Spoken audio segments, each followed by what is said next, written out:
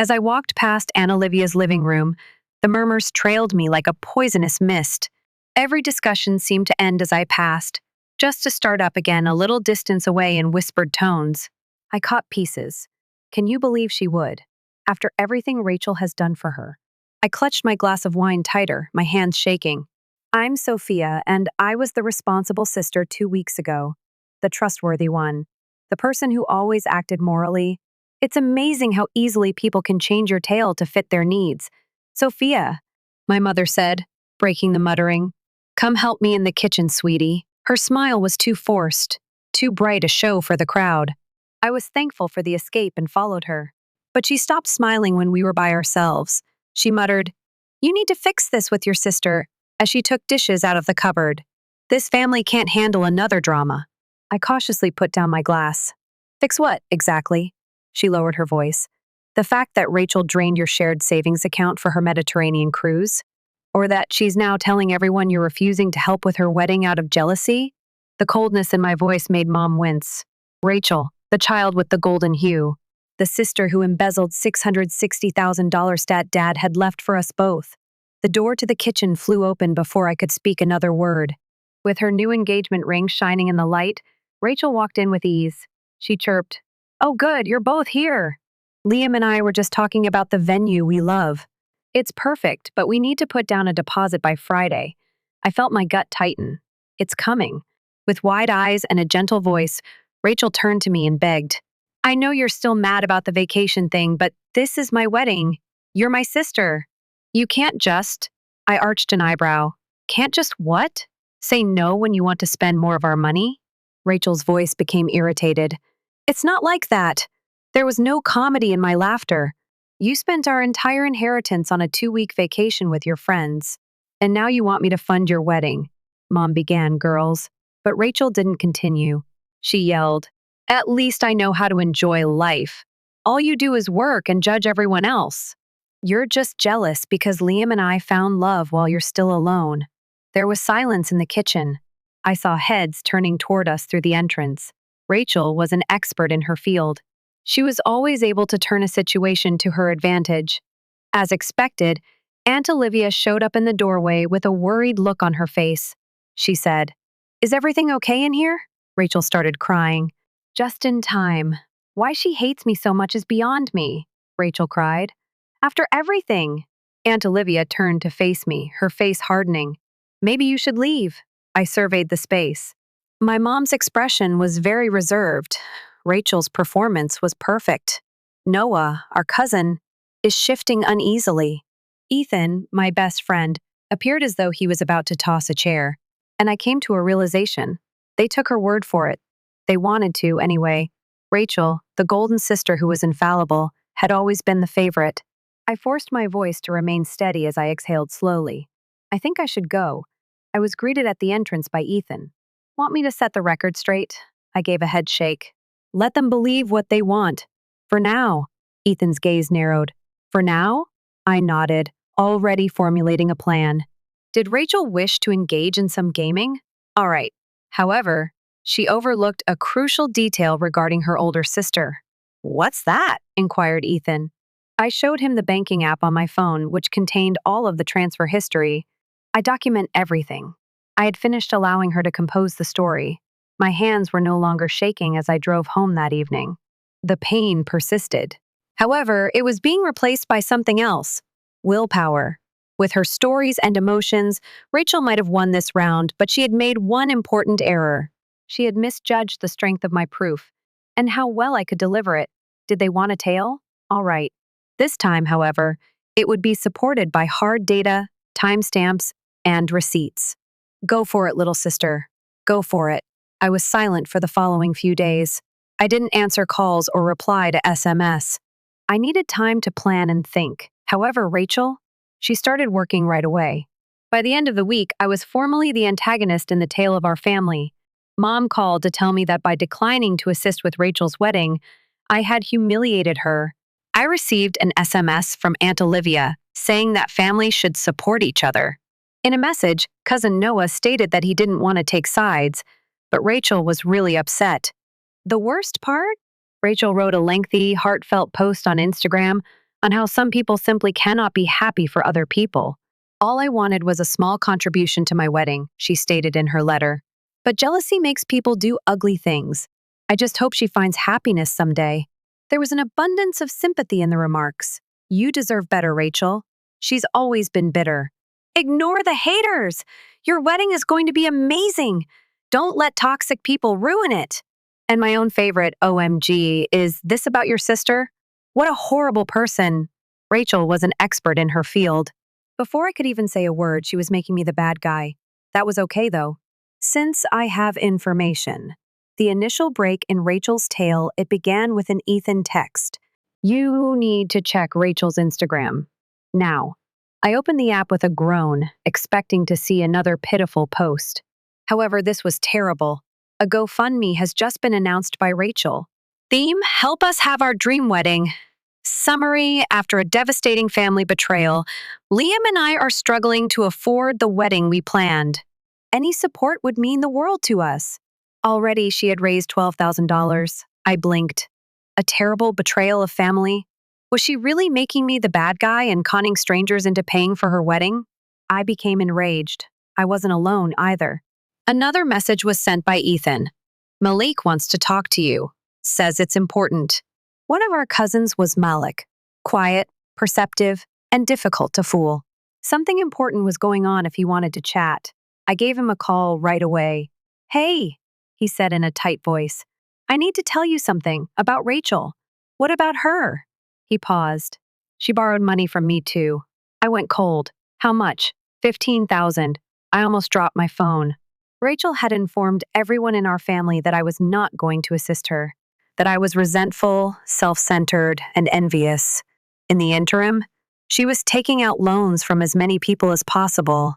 She told me it was for a down payment on an apartment with Liam, Malik said. I found out about the Mediterranean trip from Instagram just like everyone else. I inhaled deeply while my hands trembled with rage. Malik, I uttered gradually, you're absolutely sure about this? When he said, I have the transfer receipts. Do you want them? I tightened my jaw. Send everything. The start of the investigation, Ethan and I sat in my apartment that evening. Bank statements, screenshots, and receipts littered the coffee table. Look at this, I replied, pointing at him on my laptop screen. Rachel's post about shopping in Santorini was made the same day she informed her mother that she couldn't access her bank accounts because of technical issues. Ethan narrowed his eyes at the Instagram picture. Designer handbag in the photo, too. Nice touch. I selected a different screen. And here's the bank statement showing the withdrawal, I replied. $5,000. Same day? Ethan whistled quietly. Your sister's not exactly subtle, is she? I gave my temples a rub. She never had to be. Everyone always believed her version of events. Once more, my phone buzzed. Mom sent me another message. Please call your sister. She's devastated. I gazed at the display. I then placed my phone down slowly. You could just give in, Ethan said. I could tell he was serious even if his tone was lighthearted. Let her have her dream wedding, keep the peace. I closed my laptop with a snap. I asked, and then what? Watch her drain my accounts next? Let her keep spreading lies about me? Ethan let out a sigh. Fair point. Reaching for his notebook, he turned to a blank page. All right, he replied. Let's build this case properly. When exactly did she first access the shared account? The doorbell rang just as I was ready to respond. I looked through the peephole. Malik. As he surveyed the disorganized jumble of receipts and laptop screens, I opened the door for him. You're really doing this, he remarked. There was no question, I said. Doing what? Building a case against Rachel. He took a heavy seat on my couch. He said, Look, as he rubbed his forehead, there's something you should know. That Mediterranean trip, she didn't just take your money. Ethan and I looked at each other. I said, What do you mean? Malik drew a deep breath. She borrowed money from multiple people in the family, and he paused before responding. She took out credit cards in Liam's name. My heart stopped beating. What? Malik gave a somber nod. She's been opening lines of credit under Liam's name without him knowing. I have proof. A curse was whispered under his breath by Ethan. I reclined in my seat. After robbing me and defrauding our family, Rachel was now defrauding her own fiancé. And she had been unhindered. Because she had never been told no, I balled my fists up, saying, "This ends now." Rachel had been working on her ideal image for years. The golden sister. The lovely soon-to-be bride, the one incapable of wrongdoing. Now, though, that picture was going to fall apart. The fiancé should be aware, Ethan said. We need to talk to Liam and put his notebook down. Before the wedding, before Rachel finds another way to bury this. Malik gave a nod. He won't believe us, I answered. Maybe not, and opened my laptop. But he'll believe the credit card statements in his name. The following day, we planned to meet Liam at a coffee shop. Wearing business casual, he exuded confidence and ease, as if he had everything planned out. He was unaware of what was about to happen. I said, "Thanks for meeting me," and he took a seat. "Make it quick. Rachel doesn't know I'm here." He drummed the table with his fingers. "She's been crying for days because of you."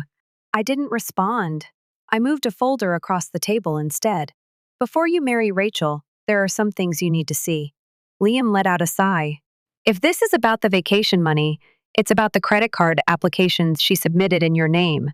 His drumming fingers ceased. "What?" I took out 3 statements from my credit cards. "These arrived at our old apartment last week. The lease hasn't ended yet, so I still get mail there." "Look at the signatures." As Liam studied the papers, his face went white. "These aren't. I never signed these." After saying, "There's more," I clicked to open a new tab on my laptop. Applications for loans. Accounts that are overdrawn. Notices of collection. Liam tightened his jaw. She wouldn't do this. However, his tone faltered. My phone then buzzed. Rachel sent out another email. "Next step for Rachel. Blackmail, since you're determined to ruin everything." Her message began. "I thought the family might be interested in hearing about what really happened with Dad's business before he died. Your choice, sis." The email was read twice by me. Then I burst out laughing. It was chilly and deserted.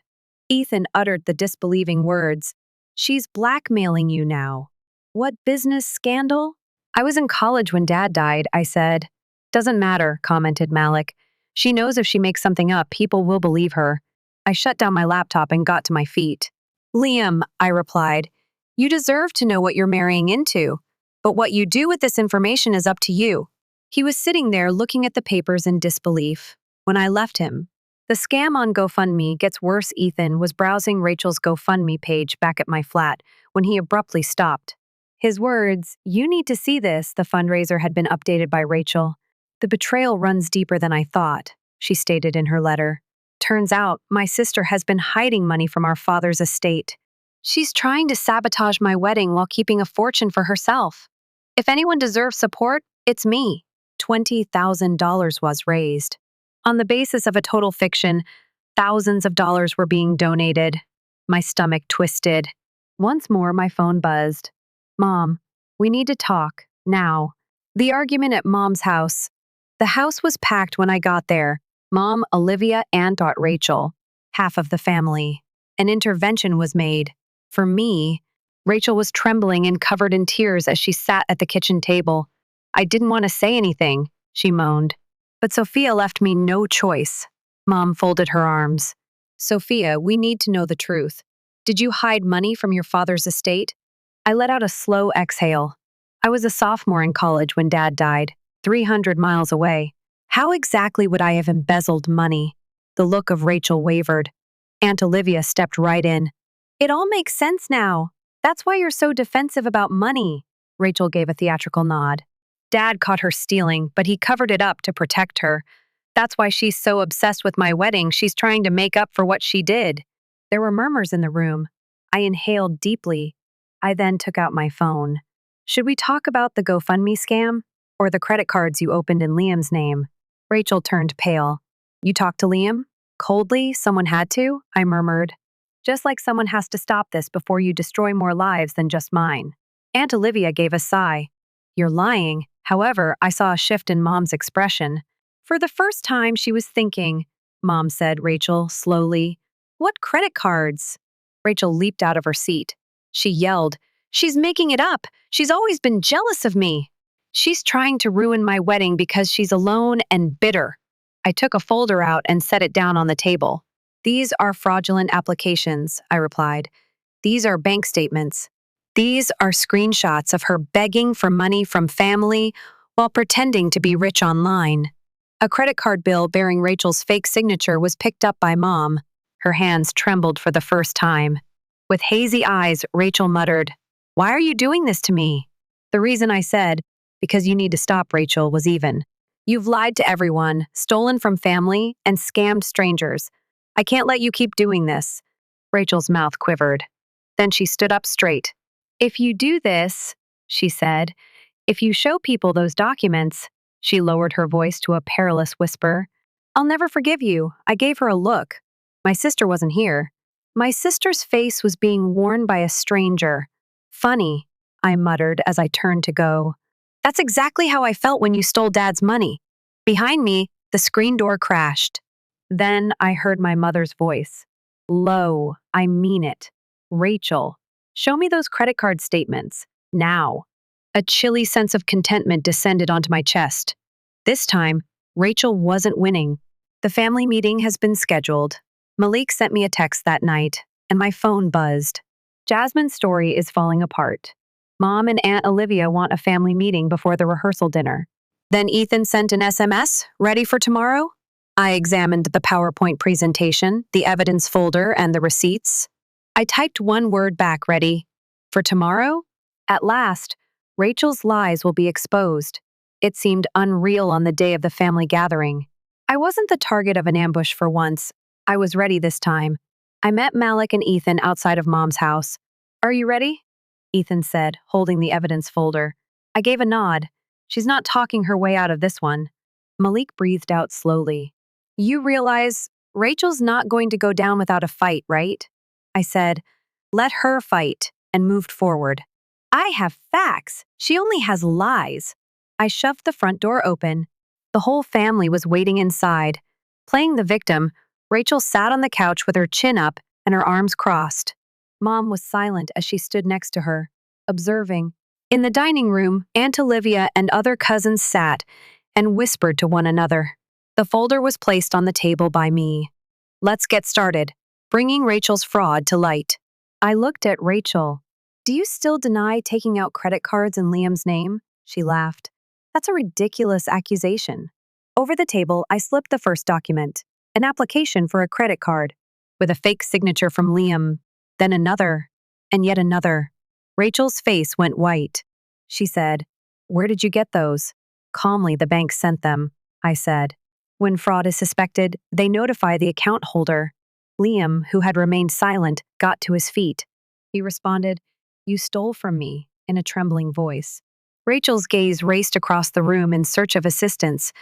Aunt Olivia was the first to speak. Her words, This is a misunderstanding, came out fast. Rachel wouldn't do that. Ethan turned to the following page. Really? He asked. Because here's a $10,000 charge to a luxury resort. The same week, Rachel was in Santorini, quiet. Then Malik took his phone out. And this is the GoFundMe Rachel started, he continued, claiming Sophia stole her inheritance. Mom picked up the phone. Go through the page. Her face grew serious. Rachel's voice became frantic. Okay, she exclaimed quickly. So I took out a credit card, but it wasn't fraud. I was going to tell Liam. Liam gave a sour laugh. You mean after the honeymoon? After I spent years paying off your debt? Rachel's jaw dropped, closed, opened once more. However, nothing was said. She had no excuse. For the first time, it cannot be spun. Mom gave her temples a rub. Rachel, she whispered softly, I need you to tell me the truth. Right now, did you use Sophia's inheritance to fund your vacation? A faint line formed on Rachel's lips. She said, You're really taking her side? The truth, Rachel. Quiet. Then Rachel lost it. She yelled, You all act like she's some saint. Sophia has always been jealous of me. She was never going to use that money. I deserved it. Aunt Olivia let out a gasp. As if Rachel had hit her, Mom stumbled back. And me? I simply grinned. Since she finally stated it aloud, she had been lying, playing the victim, and persuading everyone that I was the bad guy for months. Now, though, She was buried. The repercussions start, Rachel, Mom whispered tremblingly. Do you even hear yourself? Rachel folded her arms. She remarked, I did what I had to do. Unlike Sophia, I actually have a life. I have a fiancé, a future. And you all want to punish me for taking an opportunity? Liam gave a halting laugh. You mean stealing? Rachel spun around him. Oh, shut up, Liam. You were lucky to have me. No one else would put up with your boring job and stupid family traditions. Liam tensed. Then he reached into his pocket and took out something. A little box of black velvet. The ring of engagement. On the table, he placed it. We're done, he declared. The wedding is off. Rachel's expression fell flat. Liam, wait, however, he had already started to go. I nearly felt sorry for her. Nearly. The last hit mom turned to face me, regret shining in her eyes. Sophia, I don't even know what to say. Don't say anything, I whispered. Just remember this moment next time you assume I'm the villain. Rachel was having trouble breathing. It had taken her less than an hour to lose everything. Her fiancé, her wedding, her standing. And now, her relatives. Malik got up. You owe me $15,000, he declared. And I'm not letting this go. After spending the entire night standing up for Rachel, Aunt Olivia suddenly appeared ill. You borrowed money from Malik too? Rachel remained silent. For what reason, might she say? She was lying, conned, manipulated, and now it was done. I turned to face the door after picking up my folder and giving Ethan a nod. I had squandered years attempting to win their affection. However, I just realized something. I didn't require it. At last, I was free. After a year, Rachel and I didn't communicate again. A few months later, she made an attempt to contact him and ask for money. She was blocked by me. Despite Mom's subsequent apology, our relationship was never the same. And me? At last, I began to live. I accepted a new position, traveled. I met someone who genuinely thought highly of me. In my life, and for the first time, I was genuinely, unreservedly joyful because stealing my money wasn't Rachel's biggest error. I was being underestimated, and that was the end of her.